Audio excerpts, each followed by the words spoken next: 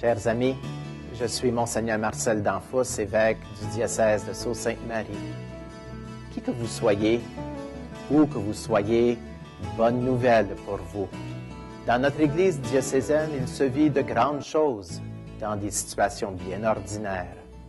Nous croyons que le Seigneur marche avec nous et nous espérons qu'aujourd'hui, vous pourrez le découvrir davantage en rencontrant des personnes passionnées pour le Christ.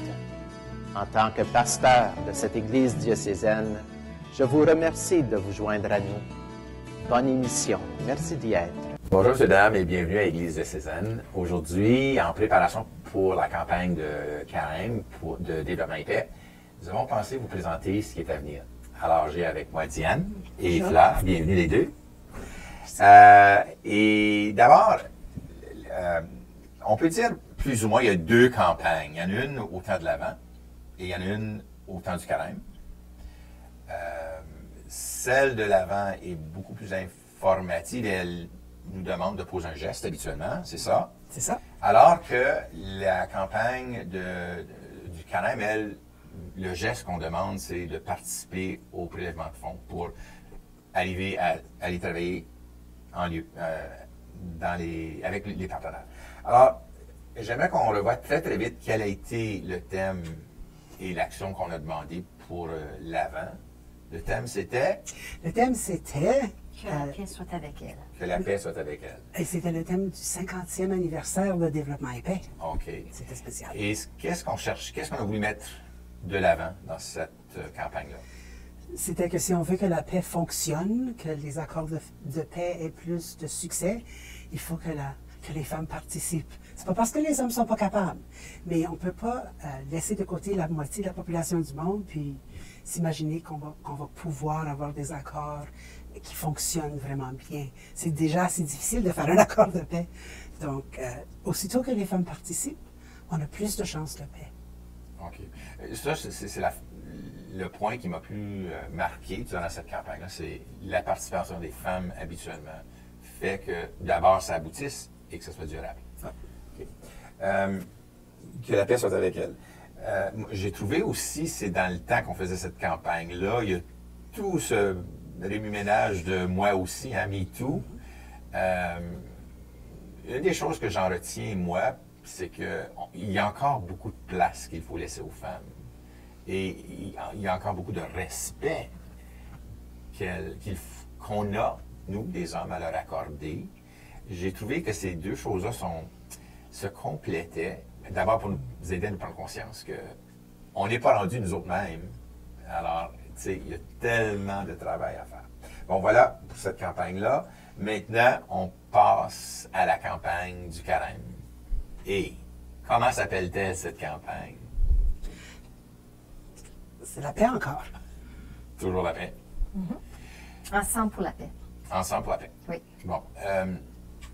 Vous savez, moi, je me rappelle quand le pape avait déclaré dans les années 60 que le 1er janvier, qui est la fête de Sainte-Marie-Mère de Dieu, deviendrait la journée mondiale pour la paix.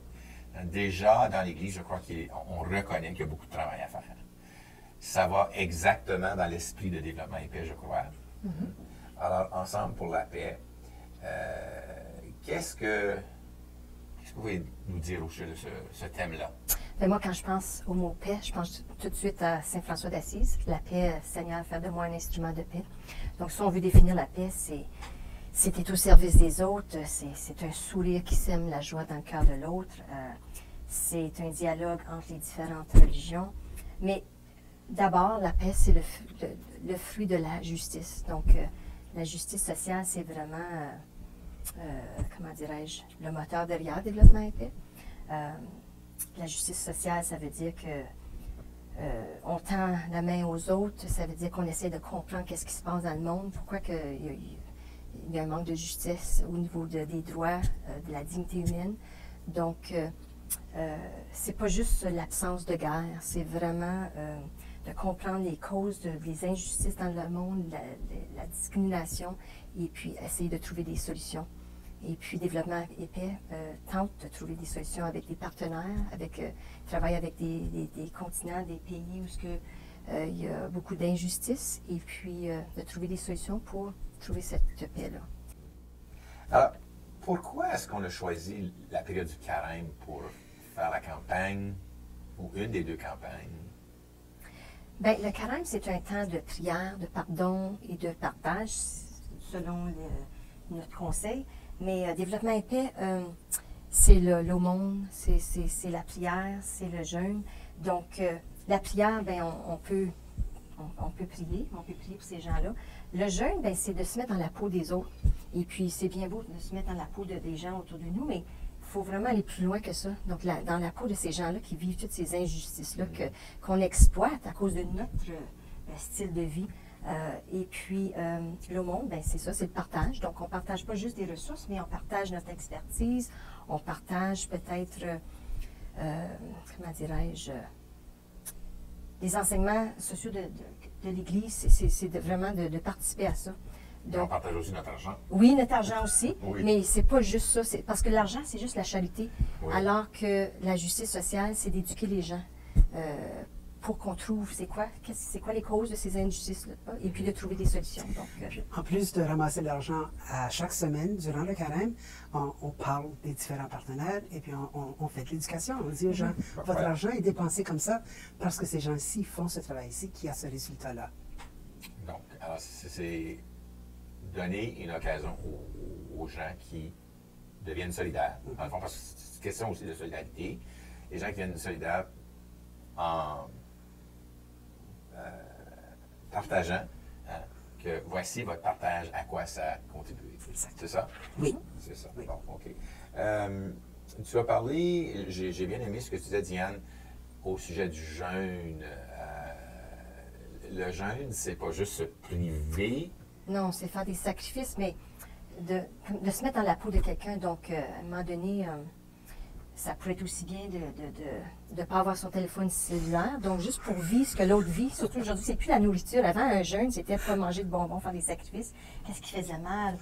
Mais aujourd'hui, ça serait vraiment les téléphones cellulaires. Est-ce qu'on peut s'en priver? Mais c'est parce qu'on est tellement axé sur soi, hein, dans nos petits besoins, hein, que ce soit la nourriture, des bonbons, des téléphones cellulaires, mais c'est de se tourner vers l'autre. Donc, être moins nombriliste. Donc, moi, c'est le même que je vois ça. OK. Alors, c'est faire un jeûne de soi. Un jeûne, c'est de se mettre dans la peau des autres, oui. Mais afin, Oui. c'est se dépouiller Oui, de de dépouiller. soi pour Oui. pouvoir être en mesure Présent à l'autre. d'être présent à l'autre. Puis justement, cette année, et à chaque année, on fait un souper de la faim. On a l'habitude de le faire au niveau diocésain, normalement dans notre paroisse. Et puis, on invite à Sainte-Anne. Normalement, on invite quelqu'un qui connaît quelque chose sur nos campagnes. Et on a la chance cette année d'avoir un partenaire qui va venir parler de leur travail.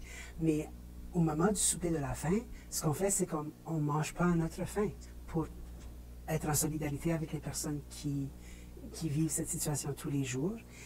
C'est un rappel physique de la réalité et en même temps, on apprend ce que les gens font. Et à chaque année, je pense qu'on a un peu plus de participation, des gens qui en font une tradition, puis qui aiment venir faire ça durant le carême. L'autre activité qui invite les gens aussi du diocèse, c'est un chemin de croix. Il y a une ressource qui s'appelle la ressource des liturgiques. Et le texte d'un chemin de croix y paraît. Et l'idée, c'est de se rendre compte que l'histoire de la passion de Jésus connecte avec la passion des gens dans les pays où les gens souffrent beaucoup, surtout à cause de la guerre maintenant, mais de plusieurs autres raisons aussi. Les injustices, oui. Les injustices, la misère, il y a beaucoup de situations qui ressemblent, qui font vivre des passions aux gens.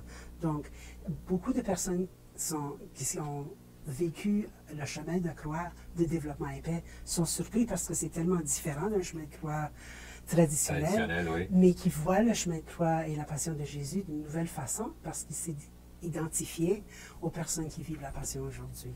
Donc, on a l'habitude de faire un chemin de croix aussi durant tous les carêmes. Moi, pour l'avoir fait là, depuis que je suis à Sainte-Anne, ça a été systématiquement le chemin de croix que j'ai utilisé. Les premières fois, ça te bouleverse complètement. Tu ne sais plus sur quel pied danser. Mais ça va être mon quatrième, là. Tout à coup, Puis c'est drôle, hein, ça a toujours été ma façon de faire et de vivre le chemin de croix. Personnellement, il y a encore des gens qui souffrent tout aussi terriblement que Jésus a souffert. Et très souvent, comme Jésus, ce sont des souffrances imposées par d'autres de l'extérieur. Okay. Comment est-ce que la campagne du carême de développement épais, comment ça se déroule en paroisse? Vous avez mentionné deux choses, là, le chemin de croix, le souper de la le fin. souper de la fin, oui, merci. On a aussi des annonces au sujet des partenaires, mais il faudrait mentionner aussi le calendrier. Oui, le calendrier de la solidarité, c'est excellent. J'ai trouvé cette année que c'était différent dans le sens que c'est pas juste, il y a des prières, des suggestions de prières. Donc, Seigneur, donne-nous la sagesse de pardonner aux personnes qui nous ont causé de la douleur. Juste une petite prière comme ça. Il y a aussi, genre, un développement épais, il y a 3 étapes pour créer du leadership. C'est que je vois ce qui se passe, je réfléchis aux causes, puis j'essaie de trouver des solutions. Puis le calendrier il a été créé dans cette fonction-là. Il y a des gestes pour agir, il y a des petites questions pour se mettre en réflexion, puis il y a des petites prières. Donc, je le trouve formidable. Donc, c'est quelque chose qu'on peut utiliser comme paroissien, ou bien même dans les écoles. Les élèves peuvent vraiment s'inspirer de chaque geste, de chaque jour du carême. Comme enseignant, je vais m'en servir aussi. Il y a des technologies plus avancées dans ça que dans le reste du matériel de développement épais. Sauf que les petites flèches qui ressemblent à parce qu'on voit ça, puis on pense on veut qu'on... Parce que moi, je regarde ça sur l'écran d'un ordinateur, je le regarde sur papier, mais c'est pas un lien ouvert. Il faut aller voir un autre lien où on peut cliquer sur la flèche et voir une vidéo. Ah, okay, oui. Donc, c'est la première fois que je fais ça dans le calendrier, de regarder une vidéo de quelques minutes. Donc, alors, comment est-ce qu'on se rend à ce calendrier sur l'ordinateur? Il faut aller au site web qui est sur le côté du calendrier, c'est expliqué, oui. Oui. En plus, les jeunes, on leur invite à faire un dessin qui dit, pour toi, qu'est-ce que c'est la paix, sur une page, n'importe quelle page, et de l'envoyer à Développement épais pour qu'ils le mettent sur leur site web. Donc, c'est leur façon de participer. Moi, je sais, pour être passé maintenant à travers plusieurs paroisses, le calendrier est toujours bien reçu. Et les gens, maintenant, l'attendent dès le début du carême. Moi, j'ai pris l'habitude de le mettre la semaine où on arrête le temps ordinaire, là où tombera le mercredi décembre. En passant, le mercredi décembre, c'est le 14 février cette année. Pas de chocolat. Mais je donne la permission d'en prendre le 13. La veille. La veille, oui. Soyez pas malade. C'est la seule chose.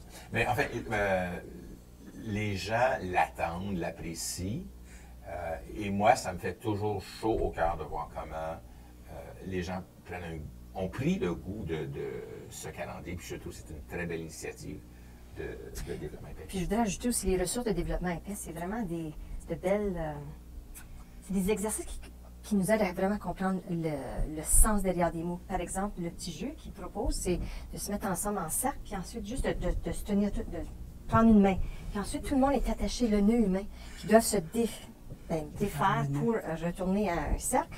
Et puis, ça pour dire que le dialogue, c'est important. Il faut dialoguer, il faut essayer de se démêler en parlant. Aller pour les autres. Donc, c'est un petit peu ça, la solidarité, puis la justice sociale, puis la paix. Ça serait pas. Il faut avoir un dialogue, il faut parler, c'est trouver des solutions, etc., etc.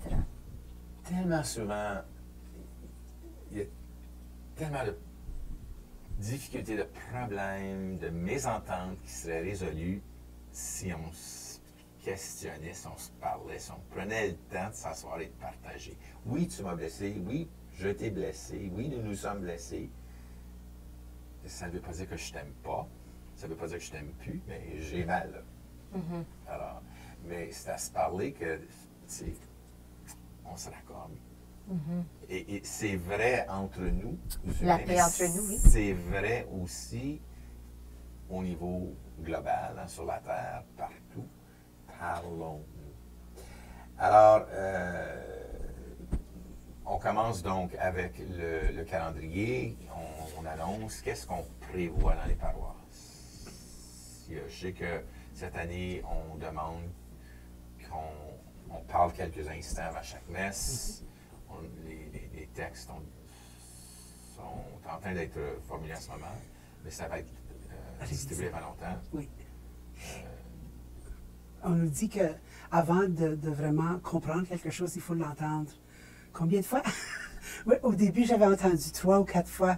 J'ai entendu à une journée d'activité pédagogique qu'il fallait l'entendre 700 fois. Donc, vous allez continuer à entendre parler de développement épais dans les paroisses. Mais à chaque semaine durant le carême, on va présenter un partenaire et expliquer le travail d'un partenaire. Un peu comme on avait fait à l'automne pour la campagne de sensibilisation pour la paix soit avec elle. Oui. C'est à ce moment-là aussi qu'on distribue les calendriers au début. Puis, après ça, les semaines se suivent. Les semaines se suivent. Nous autres, on a quelque chose qui est nouvelle depuis l'année passée. C'est on a fait un partenariat, si on veut utiliser le mot qu'on utilise tantôt, hein, avec le Conseil des écoles séparées catholiques. Oui. Et je sais qu'on a travaillé fort pour que ça réalise, mais finalement, je suis d'accord. Toi, de ton côté, tu as participé comme formatrice, ou en tout cas, est-ce que ça t'a aidé ensuite en classe? Oui, parce que plus qu'on connaît les ressources, plus qu'on voit les enjeux, c'est comme on comprend, comme Dominique Chivot, il est venu dans mes classes, dans plusieurs classes d'enseignement religieux avant Noël pour présenter la campagne, mais pas pour ramasser des dons, mais pour présenter la femme qui est une artisane de la paix. Donc, il a commencé à vous montrer c'est quoi les causes de la guerre, puis la guerre, c'est pas juste l'absence... la paix, c'est pas juste l'absence de guerre, mais montrer comment que la femme, c'est elle qui transmet les valeurs, c'est elle qui transmet la langue, c'est elle. Mais si elle est poquée, là, si elle a été violée, puis si elle vit de la souffrance, comment est-ce qu'on fait pour avoir des enfants et leur donner la paix? Donc c'est pour montrer comment que l'éducation de la femme est importante, parce que c'est elle qui est capable de transmettre la paix. L'autre place qui connecte beaucoup avec le curriculum dans les écoles, c'est l'environnement. L'environnement. Parce que l'environnement fait partie de la guerre. Il y a des raisons environnementales pourquoi les pays se trouvent en conflit. L'exploitation pétrolière. Exactement. Les mines. Les sécheresses où les gens ont besoin de déménager d'une place à l'autre puis commencent à empiéter sur le terrain de quelqu'un. Donc, dans les cours de géographie, de sciences, les jeunes ont déjà une bonne base. Oui. Ils connaissent un peu le sujet et ce qui était intéressant pour eux, c'est de savoir qu'il y a quelqu'un qui travaille là-dessus, il y a quelqu'un qui se penche sur la question puis qui a du succès à poser des gestes qui vont faire une différence, qui vont aider à... Alors, une des choses que j'entends, c'est que ça donne de l'espérance, de l'espoir. Plutôt que ça donne de l'espoir. Oui, il y a beaucoup à faire, mais il y a des choses qui se réalisent. On a mentionné tantôt le mot solidarité. Quel sens de développement épais donne-t-il, lui, à la solidarité dans la campagne? Bien, juste dans le mot ensemble, c'est qu'on fait toute partie d'une grande famille, la Terre humaine, et puis c'est cet appel-là pour travailler ensemble, pour travailler à la justice sociale, qui en retour, promouvoit la paix. Donc, travailler à écouter les injustices puis trouver des solutions à ces causes de guerre. Là. La solidarité, par la définition de... Comment est-ce que ça s'appelle? Un des documents du Vatican II, c'est quand on commence à... non, c'était même avant ça. C'était Gaudium et Spes. Oui. Et puis, ça veut dire que quand la joie, l'espoir, la souffrance des autres deviennent tes joies, tes souffrances, tes misères, là, tu es en solidarité. Donc, c'est comme ça que ça commençait l'encyclique et c'est ça qu'on vient à développement épais. J'aime beaucoup comment cette encyclique-là commence. C'est un document conciliaire, c'est pas une encyclique, c'est un document conciliaire. Tu concilies les cliniques, c'est ça, exactement.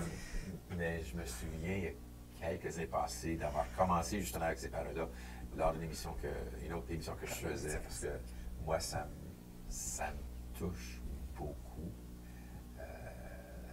Le début de ce document conciliatif. Puis c'est de travailler avec des partenaires de développement et paix, on n'a pas le choix. Ces gens-là ont un visage. Donc, on est solidaires. Puis on est tous interreliés, donc nos choix de vie ont un effet sur les autres. Si moi j'achète quelque chose qui n'est pas cher, mais j'ai des conséquences, ça a des conséquences sur ces autres personnes-là. Les changements climatiques, c'est notre style de vie. Donc, on est probablement la cause de toutes ces, pas beaucoup, de suite, mais d'une bonne partie. On y contribue beaucoup. Oui.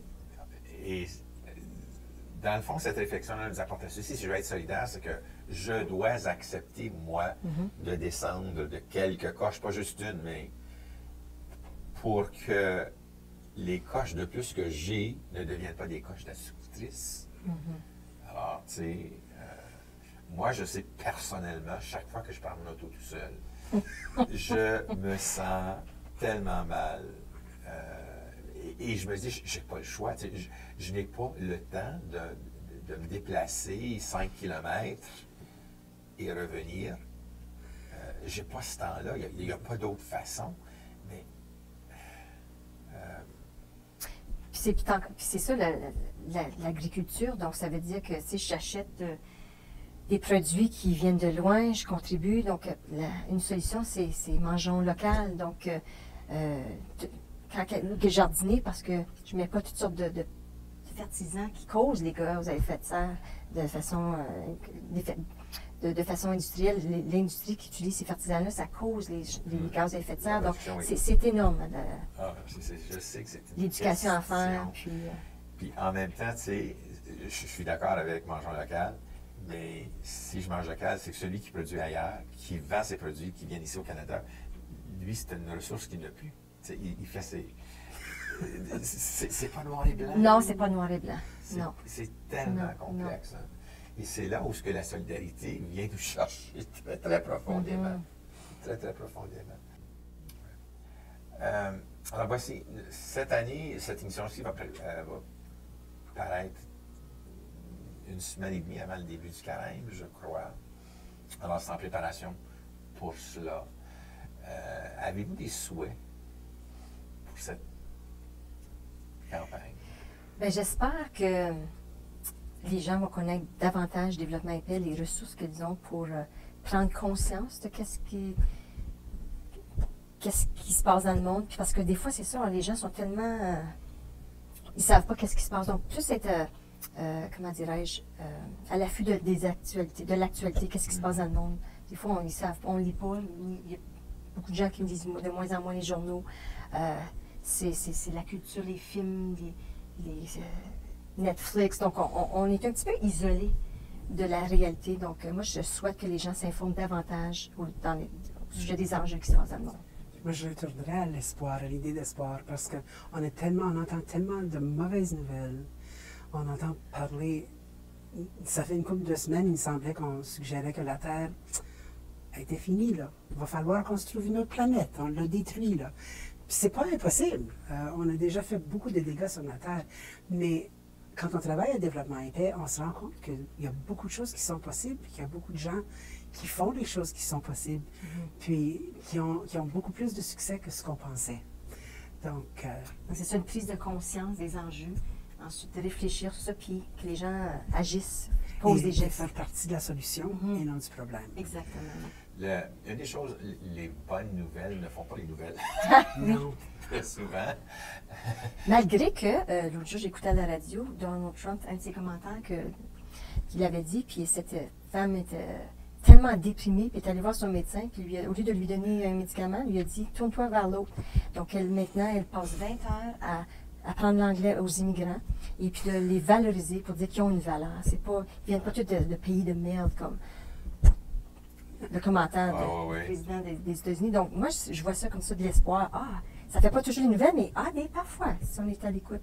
Alors, des rayons de soleil. Oui. Je sais qu'on a l'habitude, hein, on parlait de ressources tantôt, il y a le calendrier. Est-ce qu'il va y avoir encore des mini-mags, des choses comme ça qui seront mises à la disposition des paroisses peuvent commander le matériel, c'est tout gratuit, on ne paye rien. Il y a des affiches et le mini-magazine qui contient l'information sur nos partenaires. On peut en commander, pas assez pour chaque personne dans la paroisse, je pense, mais assez pour que la paroisse, que tous ceux qui veulent voir plus d'informations sur le développement épais peuvent s'en servir. L'autre chose, c'est que, surtout parmi les jeunes, il y a des gens qui n'aiment pas le papier. Ce qu'ils font, c'est qu'ils vont en ligne. Donc, on a toujours sur la fiche, sur notre matériel, le lien au site web. On peut voir tout le matériel qui est disponible sur le site web et d'autres matériels en plus, parce qu'il y a des vidéos qu'on peut toujours visionner à Développement épais, qui expliquent plus, où on va parler les partenaires eux-mêmes, ce qui est beaucoup mieux que d'écouter des Canadiens. Et la dernière chose qu'on n'a pas mentionnée, c'est l'activité pour les jeunes, le jeûne jeunesse, qui est aussi disponible en ligne. Et c'est un jeûne de 24 heures où on prend le temps de faire la conscientisation au sujet de la situation du monde et qu'est-ce qu'on peut faire pour s'engager à changer la situation. En plus, on ramasse de l'argent. Donc, ça couvre un peu tous les besoins de développement épais du monde. Là. Sylviane et Claire, je ne peux pas vous remercier assez. Merci beaucoup. J'espère qu'on a touché les cœurs. Et je vous remercie de nous avoir écoutés encore une fois. Je vous dis à la prochaine. Ici Gérald La Jeunesse. Bonjour. Bonjour.